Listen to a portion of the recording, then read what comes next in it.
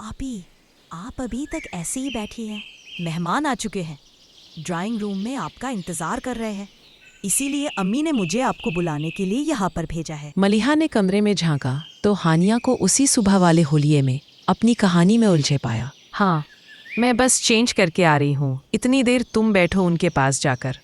वैसे मेरे वहाँ पर जाने का कोई फ़ायदा तो होगा नहीं। हर बार की तरह इस बार भी इन लोगों ने मना ही करके जाना है मुझे, और रीज़न भी हर बार वाला ही होगा कि लड़की का रंग सांवला है। हानिया ने हाथ में पकड़ा पेन, कॉपी के अंदर रखा और कॉपी को बंद करते हुए बोलती उठ खड़ी हुई, जिसे सुनकर मलिहा का दिल दुख से भर गया था। आपी, आप ऐसा क्यों सोचती है?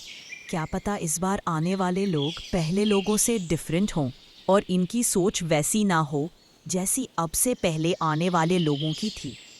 और फिर मेरे नज़रिए से देखा जाए तो आप एक बहुत अच्छा बंदा डिज़र्व करती हैं, जो वेल मैनर्ड और वेल कल्चर्ड होने के साथ साथ आपका बहुत ख्याल रखे। और आप ही ऐसे लोग हज़ारों में नहीं, करोड़ों में जाकर मिलते हैं। तभी तो हमें भी अब तक ऐसा कोई मिला नहीं, और इसीलिए आपकी अब तक शादी नहीं हुई है। मलिहा ने बहन का दुख कम करना चाहा। शायद तुम ठीक कह रही हो, मगर दुनिया तुम्हारे नज़रिए से तो नहीं देख सकती ना मुझे। हानिया ने एक फीकी सी मुस्कुराहट से मुस्कुराते हुए मोहब्बत से बहन की तरफ देखकर कहा, जिसकी आंखों में हानिया की बात सुनकर हल्की सी नमी उतर आई थी। हानिया शर्मिंदा हो गई।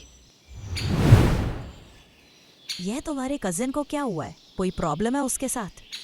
अगले दिन वो दोनों यूनिवर्सिटी की कैंटीन में बैठी लंच कर रही थी, जब अचानक आयला को याद आया तो मलिहा से पूछ बैठी, कौन? जमान? मलिहा ने सवालिया नज़रों से उसे देखकर पूछा। नहीं, शाहरुख खान। आयला ने हमेशा की तरह उल्टा ही जवाब दिया था। ओ अच्छा, शाहरुख खान। आहा, पता नहीं, वह आजकल अपनी किसी नई फिल्म की शूटिंग में बिजी है, इसलिए कई दिन से मेरी उससे बात नहीं हुई, इसलिए मुझे नहीं पता उसके साथ क्या प्रॉब्लम चल रही है। मलिहा ने अपने सामने प्लेट में रखी पेटीज को सीधे हाथ से तोड़कर मुंह में रखते हुए कहा, जिस पर आयला ने उसे घूर कर देखा था। बहुत ही फिजूल बोलने लगी हो तुम आजकल। मलिहा को घूरने के बाद अब उसका पूरा फोकस अपने हाथ में पकड़ी पेटीज पर था। ठीक है, तो फिर काम की बात कर लेते हैं। तुम ये बताओ कि अमेरिका के पीएम की सैलरी कितनी है? आजकल मैंने उनको सैलरी देना छोड़ दिया है और वे बिना सैलरी के ही काम कर रहे हैं फिलहाल। आयला के जवाब पर मलिहा ने उसे घूर कर देखा, जो इस वक्त टिट फॉर टैट की जिंदा मिसाल बनी हुई थी। अच्छा, अब घूरो तो मत, कभी ये पेटीज हजम भी ना हो मुझे। आयला अब पेटीज का आखिरी टुकड़ा मुंह में रख रही थी। बहुत ही फिजूल बोलती हो तुम। अच्छा ये बताओ कि जमान की प्रॉब्लम का कौन सा ख्वाब आया तुम्हें कि वो प्रॉब्लम में है? मलिहा ने पूछा तो जवाब में आयला ने उसे कल वाली जमान की फ़ोन कॉल पर हुई सारी बात तफसील से बता दी, जिसे सुनकर वो भी सोच में पड़ गई थी। क्या सोचने लगी?